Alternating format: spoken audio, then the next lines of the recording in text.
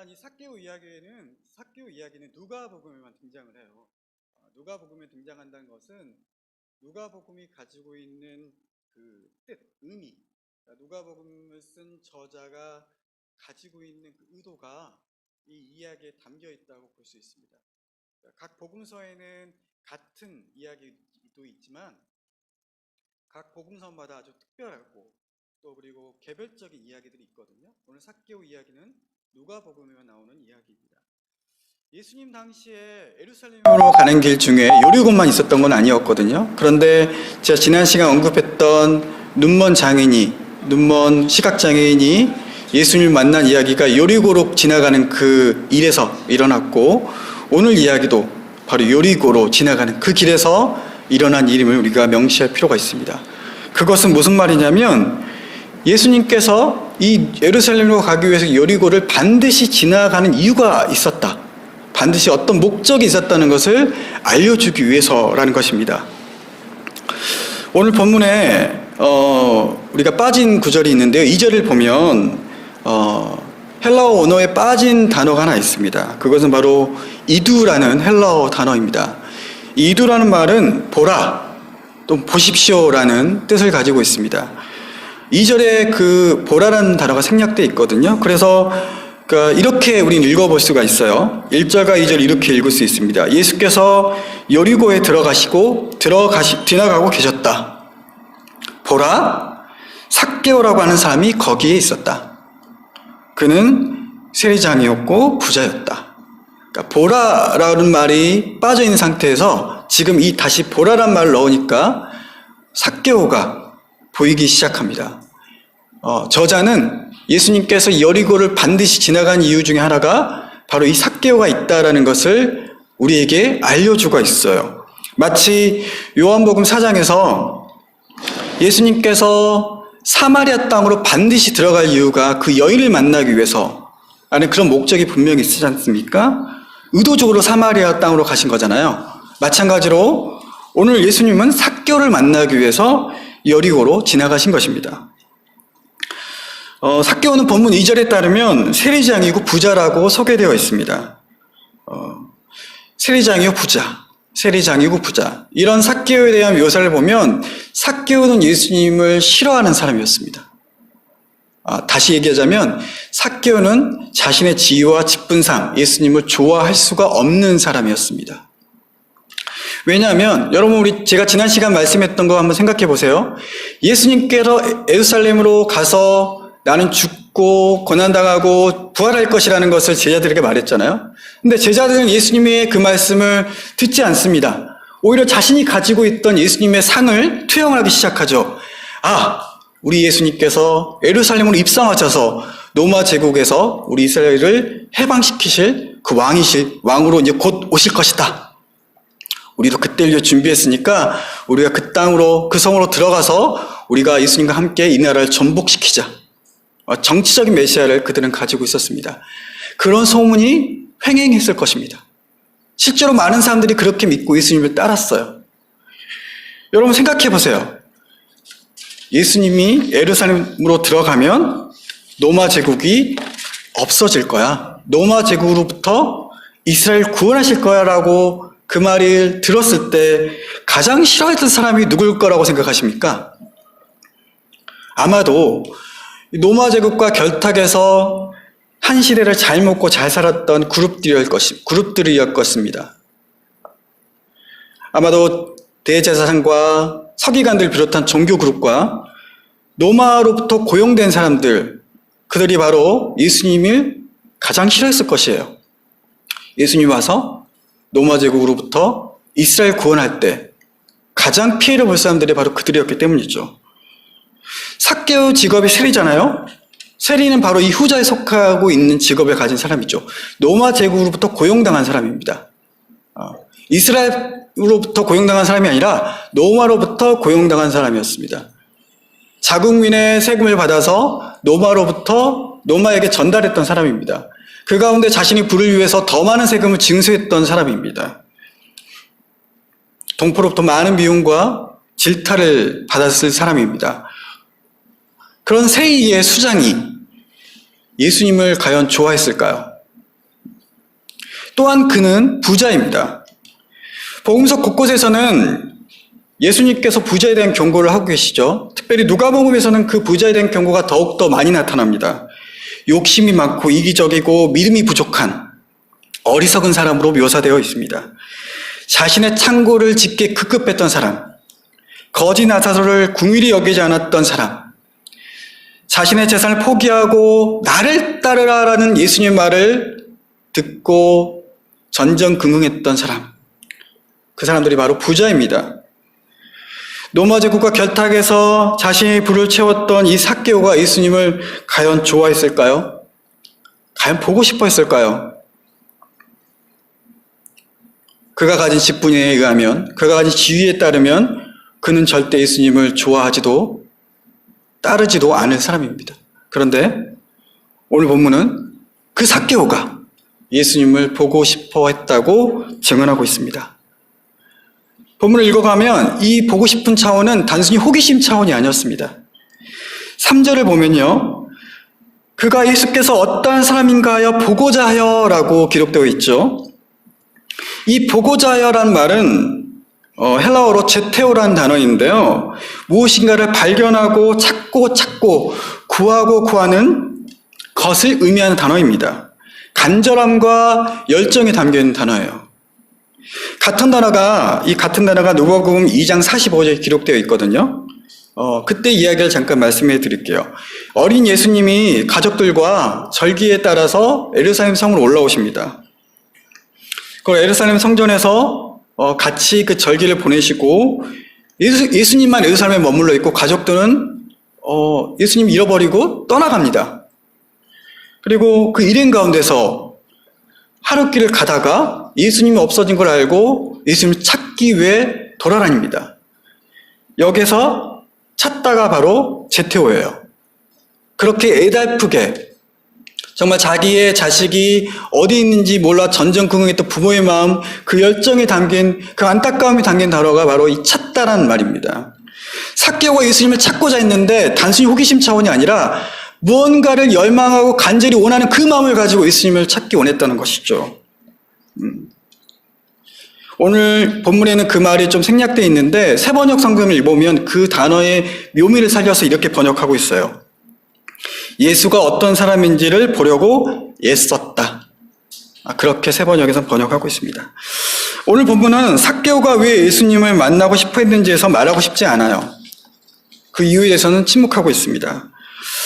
아마도 학자들 중에서는 누가복음 3장에 보면 세례 요한이 회개에 대한 선포를 하거든요. 그리고 세례에 대한 촉구를 합니다. 회개하고 세례를 받으라고 촉구를 해요. 그때 세위의 무리들이 나와서 세례 요한의 세례를 받기 원했다라는 구절이 있거든요. 그래서 학자들은 그 누가복음에 나와 3장을 근거로 해서 아마 세례 요한의 그 회개 촉구에 이 삭개오가 있었을 수도 있다. 혹은 삭개오와 관련된 사람이 있었을 수 있겠다라는 해석을 내놓고 있습니다. 하지만 정확하게 오늘 본문에서는 어떠한 이유로 삭개오가 예수님 보고 싶어 했는지는 나와 있지 않습니다. 아마 제 상상은 이렇습니다. 삭개오는 분명히 예수님에 대한 소식을 들었을 거예요. 예수님이 하셨던 이적을 분명히 들었을 것입니다. 그리고 예수님이 하셨던 그 일 가운데서 많은 사람들이 고침을 받고 구원을 받고 새 생명을 얻었다는 이야기를 들었을 것입니다. 당시의 사회적 약자와 소수자였던 여인과 어린아이를 사랑하셨고 죄인이었던 세리와 창기들의 친구가 되셨다는 소리로 들었을 것입니다. 또한 예수님의 제자들 중에서 자기와 같은 직업을 가지고 있었던 마태, 그 마태가 예수님의 제자였다. 그 이야기도 아마 흥미롭게 다가왔을 것입니다. 또 예수님의 제자 중에서는 열심당원, 혁명당원이었던 시몬도 있었다라는 이야기도 들었을 것입니다. 삭개오는 궁금했을 거예요. 이 사람은 누구이길래 이렇게 아무런 거리낌 없이 모든 사람과 친구가 되고 또 아픈 사람과 병든 자를 위로하며 하나님 나라를 선포하고 있는가? 아마 삭개오는 굉장히 궁금했을 것입니다. 그리고 그것을 찾고 싶어 했을 것입니다. 그가 전하는 하나님 나라의 복음이 무엇이고 사람들이 왜 그를 메시아로 여기는지 하나님의 아들로 부르는지 그는 굉장히 궁금했을 것입니다. 그래서 그는 그 갈급함과 열정을 가지고 예수님을 보고자 했습니다. 그런데 안타깝게도 그는 키가 작고 사람들이 많아서 예수님 볼 수 없는 상황에 이르자 사람들보다 앞에 나아가서서 달려가서 돌 무화과 나무에 올라갑니다. 땅 아래에 살고 있던 자신의 체면과 위치를 버리고 오로지 주님을 만나고 싶은 열정으로 그는 땅 위 돌 무화과 나무로 올랐습니다. 그리고 그는 주님을 만났습니다. 삭개옥에 있어서 돌 무화과 나무는 주님을 만나는 곳이었습니다. 마태복음 6장 6절에서 예수님은 기도에 대한 고민을 하시며 이렇게 말씀하시죠. 너희는 기도할 때 내 골방에 들어가 문을 닫고 은밀한 중에 계신 내 아버지께 기도하라. 은밀한 중에 보시는 내 아버지께서 갚으시리라. 예수님께서는 기도를 사람에게 보이기 위한 장소, 즉 나의 옳음, 나의 의를 드러내는 곳이 아니라 내가 죽고 하나님이 사는 그 장소, 하나님의 옳음을 추구하고 하나님의 의를 찾는 그 장소, 그 하나님 앞에서 홀로 나아가야만 진정한 기도를 드릴 수 있다고 권면하십니다. 그것이 바로 골방입니다. 은밀히 계신 하나님을 만날 수 있는 곳, 그것이 삭개옥에 있어서 돌 무화과 나무였습니다. 여러분, 골방에 들어가는 것, 하나님 앞에 홀로 서는 것은 단순히 호기심 차원에 들어가는 것이 아닐 겁니다. 우리에게도 포기할 것은 포기하고 그리고 주님께 나아갈 수 있다는 용기가 있어야 할 것입니다. 나는 죽어야 될 존재이고 내가 죽고 예수로 살아야 할 곳이 바로 그곳입니다. 그곳에서 우리는 하나님을 만날 수 있습니다. 그 안에서 우리는 하늘의 양식을 먹고 주님과 친밀한 교제를 이어갈 수가 있습니다. 오늘 본문의 삭개옥에 있어서 돌 무화과 나무는 자신을 버리는 장소였습니다. 홀로 하나님 앞에 선 그 장소가 돌 무화과 나무 위였습니다. 사랑하는 언덕교회 여러분, 우리는 모두 삭개오와 같습니다. 주님을 만나고 싶어 합니다. 그분의 복음을 듣고 싶은 열망이 우리 안에 있습니다. 그렇다면 여러분, 우리도 삭개오가 했던 것처럼 그곳으로 올라가야 합니다. 내가 짓고 주님이 사는 그 자리로 우리는 들어가야 합니다. 그 안에서 하나님과 은밀하고 친밀한 사귐을 가져야 합니다. 부탁드리건대 장소와 시간을 구분해서 가지시길 바랍니다. 그리고 무엇보다 주님을 찾고 만나길 원하는 간절함과 소망이 있기를 부탁드리겠습니다. 주님을 만난 삭개오에게는 오늘 본문을 보니까 세 가지 변화가 일어납니다. 우리에게로 나타날 변화입니다. 첫 번째, 그는 즐거워했습니다. 돌 무화과 나무에서 주님을 만난 그는 그곳에서 내려오라는 주님의 말을 듣고 급히 내려와 즐거워하며 주님을 영접합니다. 여기서 즐거워하다는 동사는 누가복음 15장에 나오는 잃은 양을 찾은 목자의 기쁨, 잃은 드라크마를 찾은 여인의 기쁨, 돌아온 둘째 아들을 맞이하는 아버지의 기쁨과 동일한 언어입니다. 동일한 단어가 쓰여졌습니다. 말할 수 없는 기쁨을 그는 경험했다는 것입니다. 또한 주님을 만난 삭개오는 회심의 삶을 살기로 작정합니다. 8절에서 그는 이렇게 다짐하죠.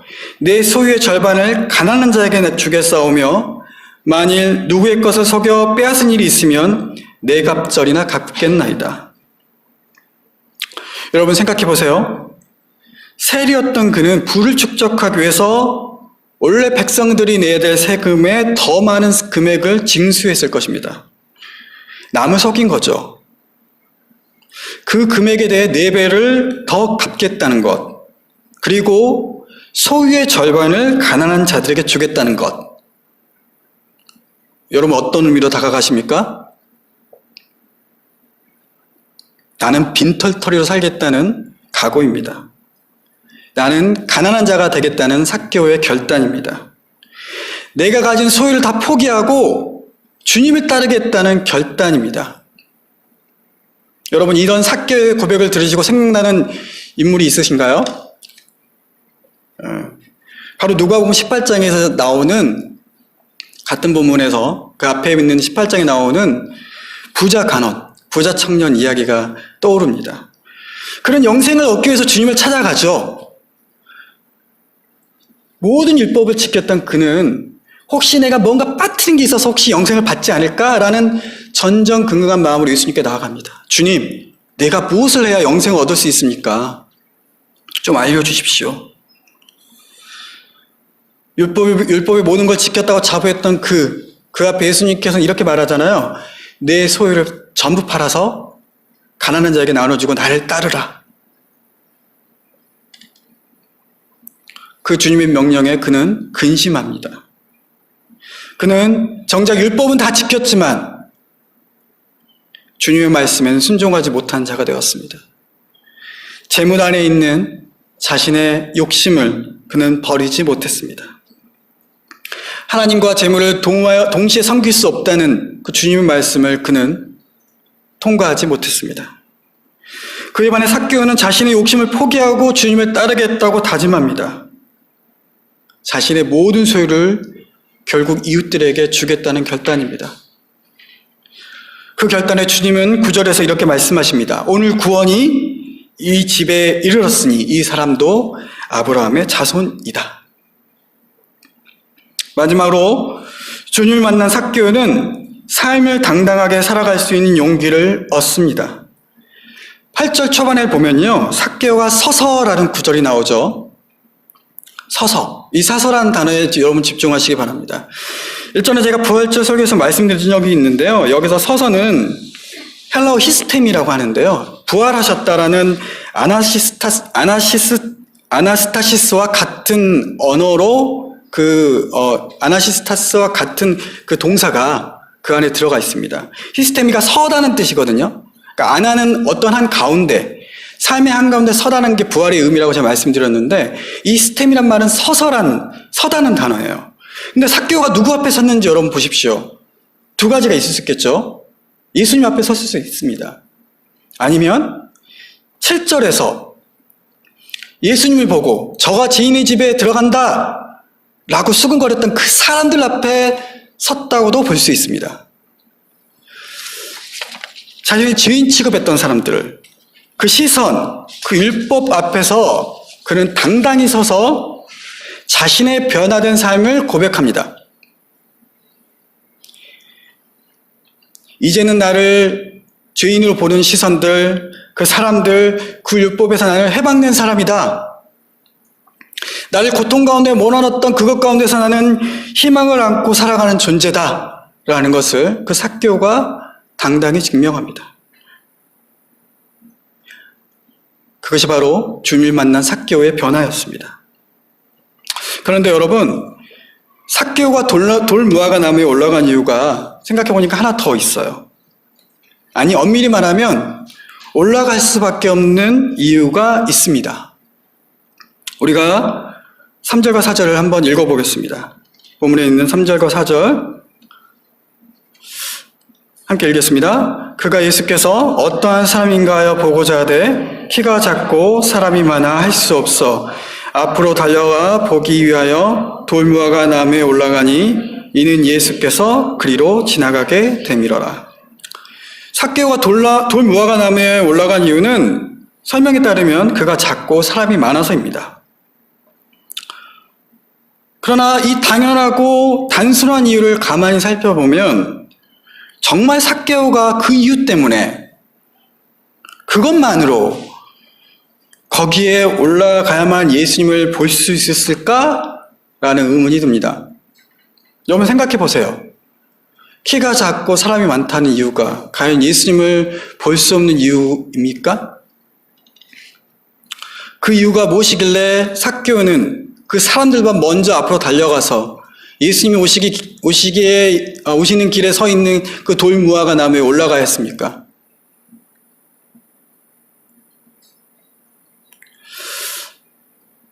우리가 7절 말씀을 읽었지만 삭개오는 아마 그 당시 죄인의 취급을 받았을 거예요. 사람의 모인 자리에 나가는 것을 굉장히 꺼려했을 것입니다. 그가 오면 저 나라 판 놈, 저 죄인이 오는구나 라고 수근거렸을 거예요. 그런 시선을 앞에서 삭개오가 과연 얼마만큼 자유로울 수 있었을까요?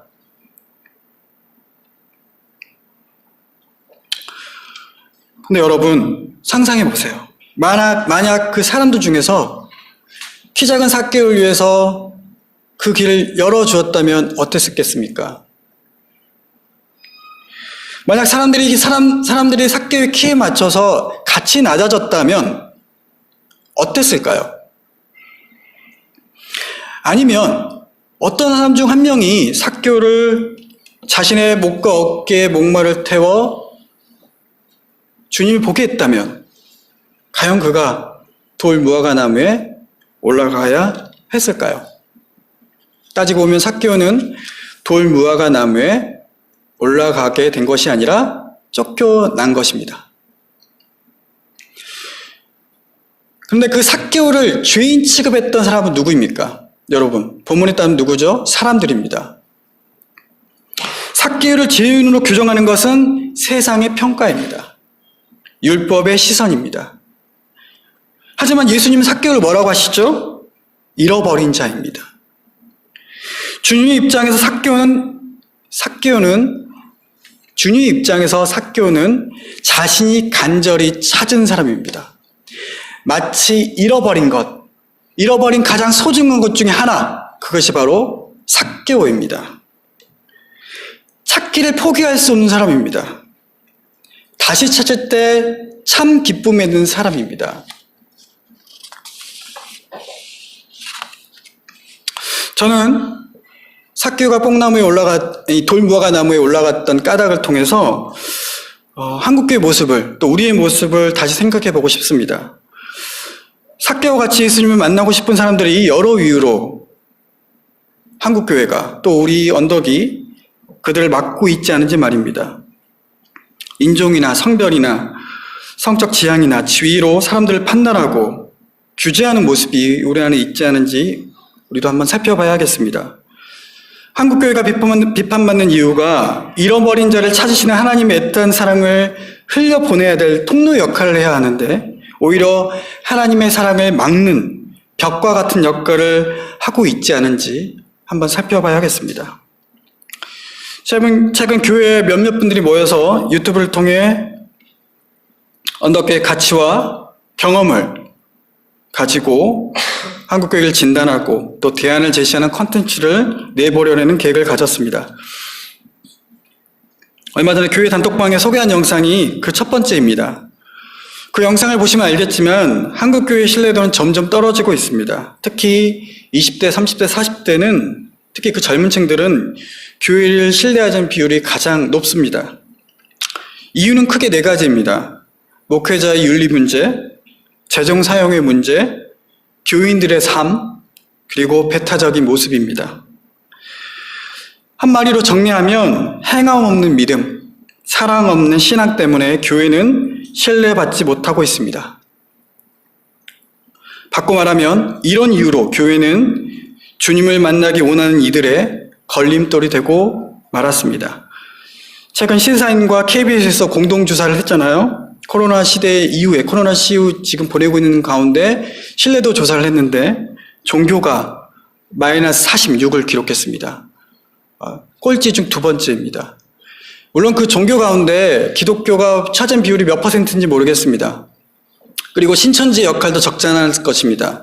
근데 부정할 수 없는 것은 개신교의 잘못도 분명히 있다는 거예요.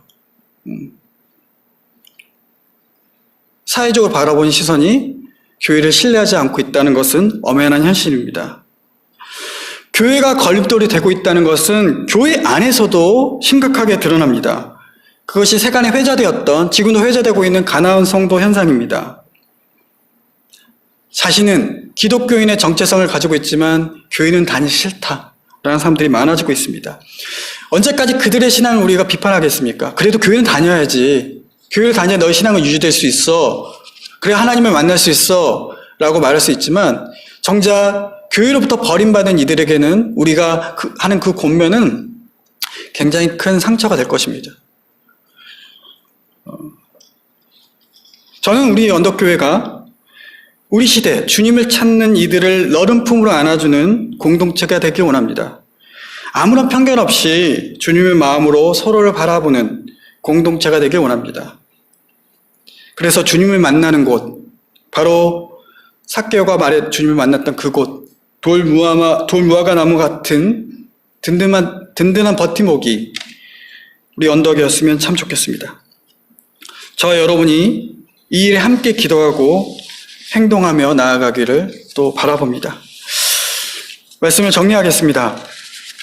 삭개오가 돌무화과 나무에 올라간 까닭은 주님을 찾고자 하는 간절함 때문이었습니다. 돌무화과 나무는 우리 삶에 은밀히 일하시는 하나님을 만나는 장소, 시간입니다. 간절함으로 하나님을 찾는 이들은 말할 수 없는 기쁨, 삶의 변화가 있습니다. 그리고 하나님의 백성으로 이 시대에서 당당히 서는 용기가 생깁니다. 그러니 여러분, 우리에게 주님을 찾고자 하는 열망이 있다는 것을 감사히 여기십시오. 우리에게 외롭고 고독한 골방 같은 장소가 있다는 것을 축복으로 여러분 아시기 바랍니다. 거기서 만나는 주님이 우리의 참 기쁨이 되신다는 것도 기억하시길 바랍니다. 삭개오가 돌무화과 나무에 올라간 다른 까닭은 자신을 지인으로 규정하고 판단했던 사람들, 그 시선들 때문이었습니다. 우리 교회가 우리 시대 주님을 찾고자 하는 이들을 여러모로 막고 방해하는 걸림돌이 아니라 그들이 주님을 만날 수 있도록 돕는 디딤돌이 되어야겠습니다. 오늘 지금도 우리를 만나시기 원하는 주님, 세상에 잃어버린 자를 끝까지 포기하지 않으시고 찾으시는 주님의 마음을 우리가 기억하며 이 어려운 상황을 함께 이겨내길 소망합니다. 본문 10절 말씀이 우리에게 힘과 용기가 되었으면 좋겠습니다. 인자가 온 곳은 잃어버린 자를 찾아 구원하려 함이니라. 우리도 잃어버린 자입니다. 같이 기도하겠습니다.